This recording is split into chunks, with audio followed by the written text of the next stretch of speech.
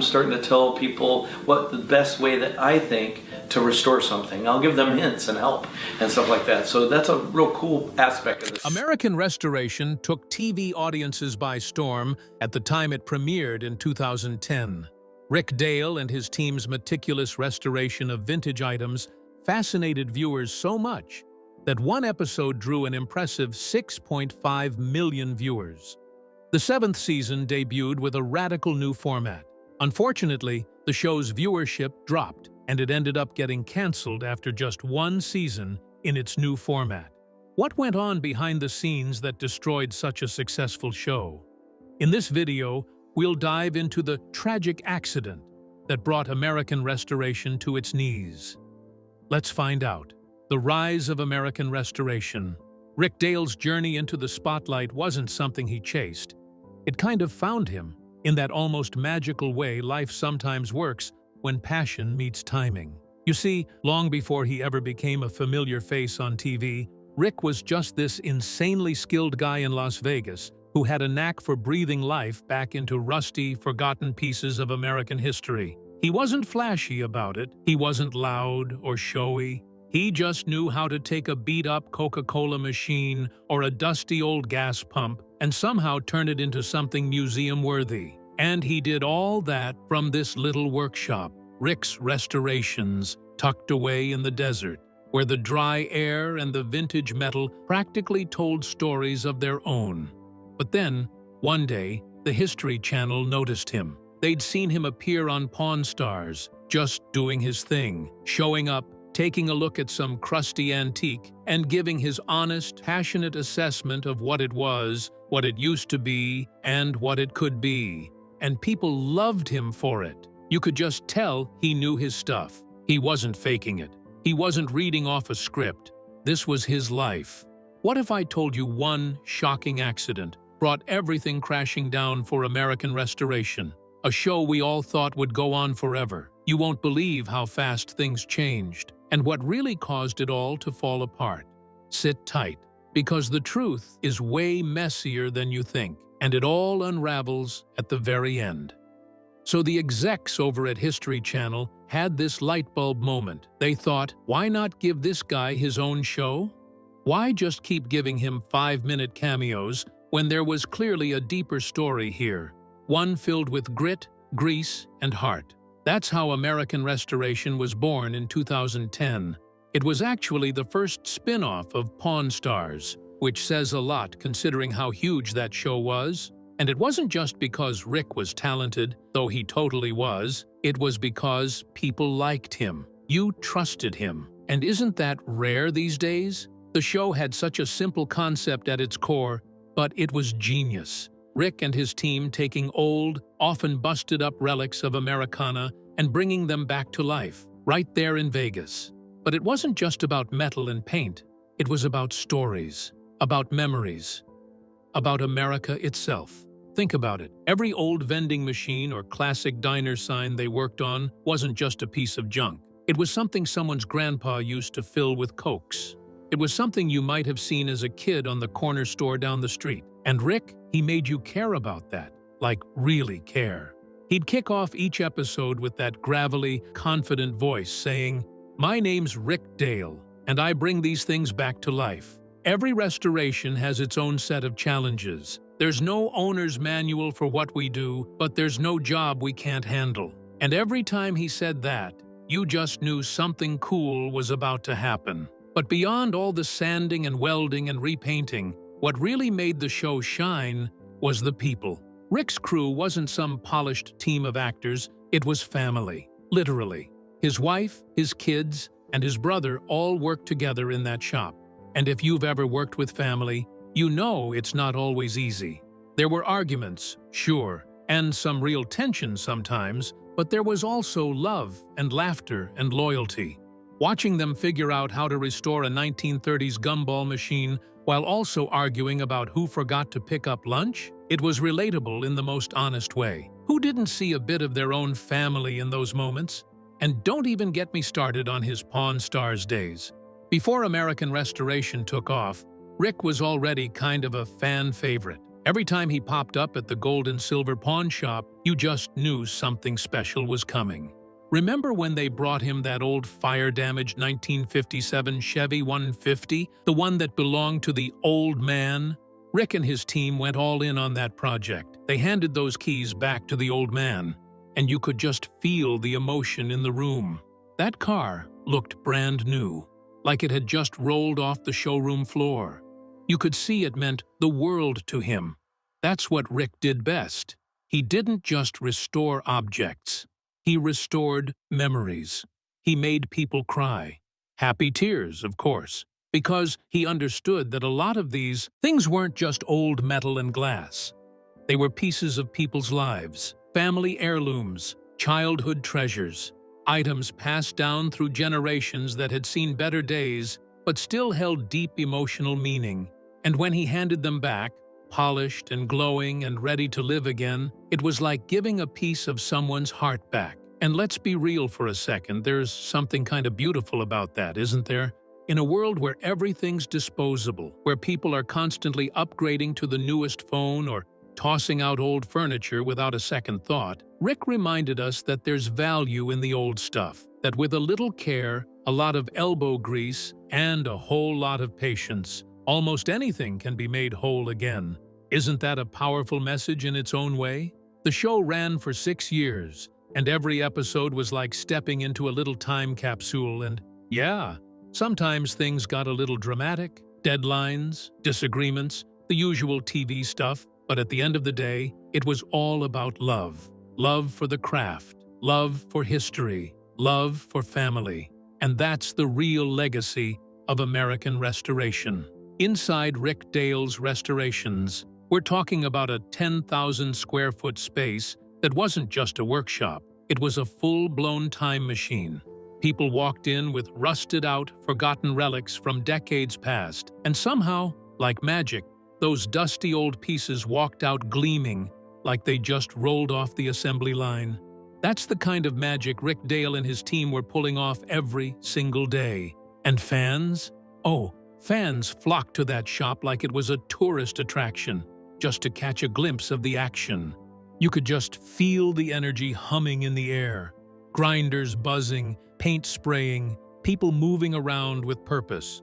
There was something so captivating about watching skilled hands breathe life back into forgotten history. Now, Rick Dale wasn't just the face of the operation, he was the soul of it. The man had this insane eye for detail and a deep love for anything vintage. He didn't just restore things, he respected them. Each project, whether it was a rusty gas pump or a broken-down jukebox, got the full Rick Dale treatment, which meant it was going to come out looking like it never aged a day. And you know what's even more impressive? He didn't do it alone. Nope, he had this tight-knit crew of absolute wizards, each one bringing their own special touch to the table. First, there was his wife, Kelly, who, let's be honest, was the glue holding the whole circus together. She managed the office, handled the finances, and somehow kept everything running without losing her mind. You know how some people just have this quiet superpower? That was Kelly. Then you had Tyler, Rick's son, who literally grew up in that shop. He started as a teenager, wide-eyed and probably annoyed at how much his dad made him sweep the floors. But slowly and surely, he became a serious craftsman in his own right. And don't even get me started on Bretley, Rick's stepson. That guy handled all the sandblasting and prep work, which, let's be real, is not the most glamorous job, but so necessary. Without him, those rusty old surfaces wouldn't stand a chance. And then there was Ron Mummy, this walking antique encyclopedia. Like seriously, the man could look at some random piece of metal and go, "Oh, that's from a 1948 vending machine from Ohio." Who knows that kind of stuff? But Ron did. And let's not forget Kyle Astorga, who could pretty much create any metal part from scratch. I'm talking full-on wizardry. Need a weird-shaped bracket from a 1950s Coke machine? Boom! Kyle's got you. And last but not least, Cowboy. Oh man, Cowboy was the guy when it came to painting. His color matching was so spot on, it's like he could see the soul of the object and knew exactly what shade it needed to be. That man didn't just paint, he revived. And what did they work on? Where do I even start?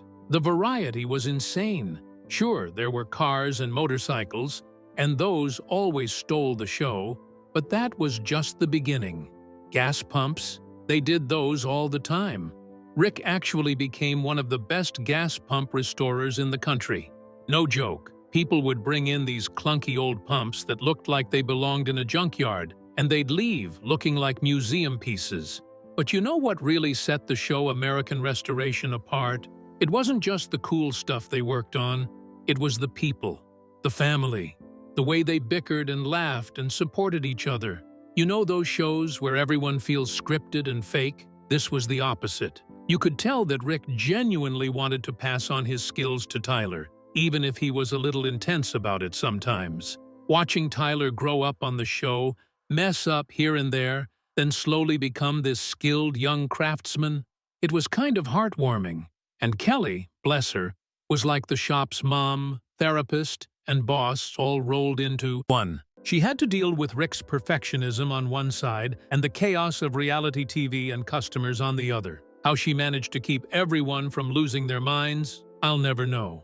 And then there was Brettley. Rick pushed him hard, like really hard. Same way he pushed Tyler. You could tell he wanted Brettley to step up and take things seriously, and that led to some pretty intense moments, but also some really sweet ones. Because beneath the gruff exterior, Rick really did care about those boys. He wasn't just teaching them how to restore old machines, he was teaching them work ethic, pride, and the importance of doing things right. And man, as the show got more popular, things just got more intense. Suddenly, they weren't just a small restoration shop anymore. They were TV stars. Rick had to balance filming, managing a business, raising a family, and still trying to stay true to his craft. Can you imagine the pressure? Like, how do you keep it all together when the whole world's watching? That's what made those first 6 seasons so special. They weren't just about tools and techniques. They were about people, with real relationships and real tension. Was it bad luck or something deeper that nobody wanted to talk about? American Restoration didn't just fade away, it got hit hard, and what happened next turned everything upside down. Don't blink, because the biggest surprise is waiting at the very end. The sudden shift in Season 7. Let's talk about what happened with American Restoration, because honestly, it still stings for a lot of people who were totally hooked on that show. It's January 2016, and fans are all settled in, snacks in hand, ready to catch up with Rick Dale, his family, and the whole quirky, hard-working crew at Rick's Restorations. Everyone's expecting more cool vintage finds, more transformations, and of course, more of Rick barking orders while his team works their magic. But boom, Season 7 drops, and suddenly, everything's different. Like, everything. No Rick, no Kelly, no Tyler. Just poof, gone.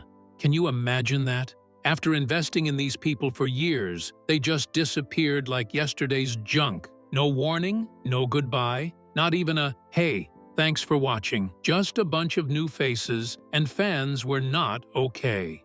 So who were these new people anyway? Well, History Channel brought in this whole lineup of 5 different restoration businesses from all across the country. It was like they hit the reset button and said, let's see what happens. There was Bodie Stroud from Bodie Stroud Industries. He's the guy known for those sleek custom cars that make you wish you had $1 million to blow. Then there was Dale Wachsler from the Wheels Through Time Museum, who specialized in vintage motorcycles. Andy Bowman Jr. from Monkey Business showed up too. He dealt in vintage toys and novelties, which was definitely a niche. Steve Hale had his shop, Steve's Restorations and Hot Rods, and Bob Halliday ran Bob's Garage. Each one had their own style, their own approach, and their own little corner of the screen. Now, don't get it twisted, they were talented. They weren't just randomly picked off the street.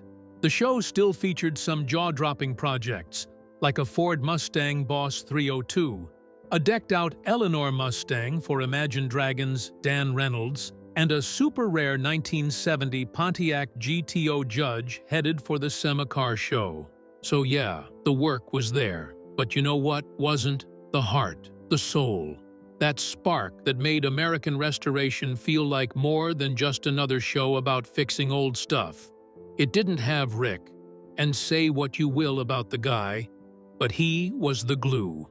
The audience wasn't just watching restorations, they were watching a family, watching a real business with real relationships and real drama unfold. That magic, gone in an instant. So the big question on everyone's mind was, when? Why the massive shakeup? Why erase a crew that carried 6 whole seasons? And here's where things get murky. The History Channel never gave a proper explanation. No statement, no press release, nothing. And that silence? It made fans start digging and speculating. Some online sources floated the idea that ratings were slipping and the network just wanted to freshen things up. Others whispered about drama behind the scenes. Apparently, producers weren't exactly thrilled with Rick's attitude. Can you believe that? Like, sure, he could be intense, but that was part of the appeal. He cared about his work. That passion, even when it boiled over, was part of what made the show feel real. Then came the rumors about unhappy customers complaining about Rick's restorations, stuff about high prices and unfinished work. And on top of all that, word was floating around that Rick didn't want to renew his contract. One version even said he flat out refused. But again, no one confirmed anything. Rick did post a video, bless him, urging fans to voice their anger on the show's official site. But even he didn't spill the tea. No real answers. Just a lot of confusion, disappointment, and a weird sense of betrayal. And the ratings? They tanked. The new version of the show just didn't hit the same. It was like the producers tried to throw in more talent, more flash, more variety, but totally missed the point. People didn't tune in for just the restorations. They came back week after week for Rick's leadership, for Kelly keeping things grounded, for Tyler growing into his own, and for the crew's hilarious dynamics. They came for the bickering, the bonding, the sweat, and sometimes even the tears. It wasn't about the cars or the Coke machines, it was about the people. That emotional connection, gone, completely stripped away. This tragic accident caused the ending of American Restoration. You know, the title really makes it sound like something dramatic happened to end American Restoration, right? Like maybe a huge fire broke out in the shop or someone got badly hurt during a restoration gone wrong. But funny enough, the real accident wasn't anything physical. It wasn't some explosion or tragic injury. It was something more subtle and honestly, way messier. So here's what really went down. The show that so many fans loved because of its down-to-earth host Rick Dale, his talented crew, and their genuine love for bringing old things back to life, completely lost its identity. And you want to know why? Because the network, the History Channel, decided to shake things up in the 7th season. Instead of sticking with Rick and his crew at Rick's Restorations, they brought in 5 totally different restoration shops from all across the US. Now let's be honest, who asked for that? Seriously, did anyone complain about Rick and his team being boring or not doing a good enough job? Nope. So why fix what wasn't broken? What ended up happening was kind of tragic in its own way. That creative little shop we all loved watching, the one full of quirky characters, vintage treasures, and that feel-good energy, turned into a high-pressure film set where the magic just faded. One person even described it as, the shop, once a place of creativity and passion, was now under the relentless watch of cameras. Can you imagine that? A place that used to feel like home now felt like a stage. Projects had to be crammed into tight deadlines just to make things work for the camera schedule. And that meant long nights, extra stress, and hardly any room for the kind of thoughtful, quality work they used to be known for. And this tension wasn't just technical. Oh no. Behind the scenes, things started heating up between Rick and the producers. Around 2014, producers started floating this idea of making the show more scripted. But here's the thing about Rick Dale. He's not a Hollywood guy. He's a craftsman. He wanted American restoration to be a real celebration of the art of restoration. He wanted viewers to see the stories behind these old objects, the careful work that went into making them shine again, and the pride that came with doing it right. So when the network started pushing for more entertainment and less authenticity, Rick pushed back, hard, just like that. Rick Dale and his entire crew, gone, wiped out. Can you believe that? They didn't even ease into it or give fans a proper goodbye. They just pulled the plug on the very heart of the show. And what did they replace it with? A completely different version that fans never asked for, with new shops and new faces that didn't come close to capturing that same spirit. Unsurprisingly, that new format flopped. Big time. It barely lasted one season before the whole thing got canned. And let's be real, was anyone shocked? But the saddest part of all of this? It's what happened to Rick and his team after the show. Once the cameras stopped rolling and the show moved on without them, Rick's restorations just couldn't keep up.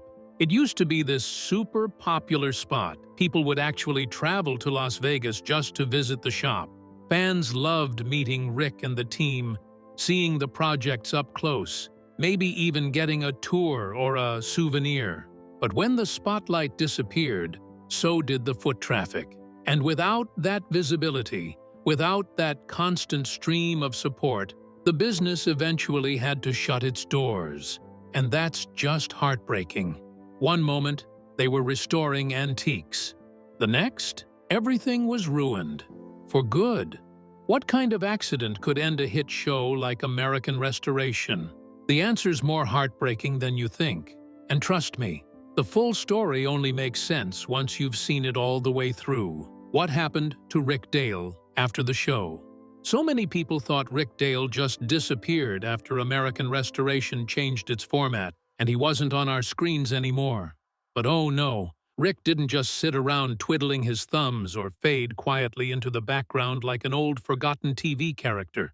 Far from it. He actually took all that creative energy, same spark that made him so fun to watch, and poured it into completely new adventures. And let me tell you, it's such a plot twist, in the best possible way. So here's the tea. Rick and his wife Kelly, who by the way has always been ride or die, decided to start this fresh new business together. It's called My Best Font Forward LLC. Cute name, right? It's based out of Las Vegas, which makes total sense. That city has always been part of their story. But what they're doing now is totally different from the big, greasy, elbow-deep in metal restorations we saw on TV. They've pivoted to making custom laser-cut metal art, embroidery pieces, and all kinds of personalized gifts. Imagine Christmas hangings, intricate decor, thoughtful little keepsakes, stuff that still shows off Rick's craftsmanship, but on a smaller, more intimate scale. Isn't that kind of cool, though?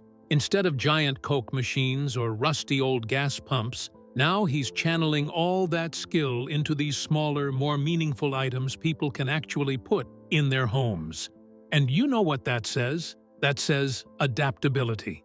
When life threw a curveball, when the show got revamped and the old format was scrapped, Rick didn't panic or sulk. He adapted. He shifted gears, stepped away from the pressure cooker of reality TV, and found a new way to keep doing what he loves, just with less chaos and more peace. I mean, doesn't that sound like the dream? Still being creative, still using your hands, but doing it on your own terms? Honestly, goals. But wait, there's more. Rick didn't stop at just starting a new business. He went full-on author mode, too. He wrote a book called Classic Soda Machines, and it's basically a deep dive into one of his all-time favorite restoration subjects, vintage Coca-Cola machines. The book is not just for fun either. It's meant to be an actual guide for collectors. Like, if you're out there trying to buy or sell one of these machines, Rick's book is the go-to source. He's literally passing the torch and helping the next generation of collectors avoid rookie mistakes. Isn't that kind of beautiful? Instead of keeping all that knowledge to himself, he's sharing it. He's teaching. He's preserving that slice of Americana that he's always been so passionate about. Now, Rick's not out here chasing fame anymore. He's not trying to stay in the limelight or be the loudest guy in the room. Instead, he keeps a modest but steady presence online, sharing updates, posting pictures of new pieces he's working on, and checking in with fans who still adore him. It's like he's found the perfect balance between staying connected and protecting his peace. And who can blame him? After years of cameras following his every move, it must feel so good to breathe. Take a step back and just enjoy life. Is Rick's Restorations still in business? After Rick and the crew parted ways with the History Channel, things just weren't the same. The show changed its format. New people, new direction, and honestly, fans weren't really feeling it anymore. That weekly dose of Rick Dale and his team working their magic on vintage stuff, it was gone. And without that regular TV spotlight pulling people in, the numbers just didn't work out for such a big shop. I mean, we're talking about a massive 10,000 square foot workshop here. That's not some tiny little garage setup. That's a serious operation to keep afloat. And without the foot traffic and merchandise sales that came from all the tourists and fans, it started sinking fast. The saddest part? That place used to be more than just a workshop. It was like this living, breathing slice of Americana where you could buy souvenirs, take photos, and maybe, just maybe, catch Rick or someone from the crew doing their thing. It was this perfect blend of TV magic and real-world craftsmanship. People loved it, not just because of what they did, but because of who they were. There was something charming and down-to-earth about the whole crew. It felt like a family business, you know? And then, it was gone. If you head over to the old location today, it's like it never even existed. No sign, no buzzing energy, no vintage treasures being brought back to life. Just an empty shell of what used to be. But get this. Over the past few years, there have been these little whispers floating around. You know the kind. The "I heard Rick's coming back," or "someone said he's opening a new shop" type rumors that spread like wildfire in fan circles. And every time Rick or Kelly post something even slightly related to restoration or old tools or classic signs, the comments just explode. Fans are like, "Wait, is this it? Is the comeback finally happening?" But nah, nothing solid has really materialized. Not yet, anyway. It's like everyone's holding their breath, waiting for that one big announcement. But so far, just hints, just hope. Rick seems to be doing all right, though. He's not sitting around doing nothing. He and Kelly have been keeping busy with this little side venture, My Best Font Forward LLC, where they work on smaller projects and put their creative energy into more personal stuff. It's not the big showy restorations we used to see on TV, but hey, it's still cool to know he hasn't walked away from what he loves. And isn't that kind of inspiring in its own way? Like, even after the cameras stop rolling and the lights go off, he's still out there, doing what he does best. And let me tell you, just because the shop is gone doesn't mean Rick vanished from the world. He's still active on social media, posting updates here and there, showing off cool little projects, and giving fans a peek into his world. He'll drop a throwback photo or show off a piece he's been working on, and the fans just go wild with nostalgia. And every once in a while, he releases some limited edition merchandise, shirts, hats, you name it, all with his classic logo or some restoration-themed design. It's honestly kind of sweet. People still buy them not just because they look cool, but because it helps them feel connected to something they used to love watching every week. It's like holding on to a piece of the past, you know? So sure, the physical shop is no more. But Rick Dale? The guy is still very much alive in people's hearts. His reputation as one of the best in the business hasn't faded. If anything, it's grown stronger because fans have had time to reflect on how rare his kind of talent and passion really is. With this, we have come to the end of this video. Thanks for watching. If you enjoyed this video, Do well to like, comment, and subscribe for more content. To enjoy more thrilling stories, click now on the following video that pops up on your screen.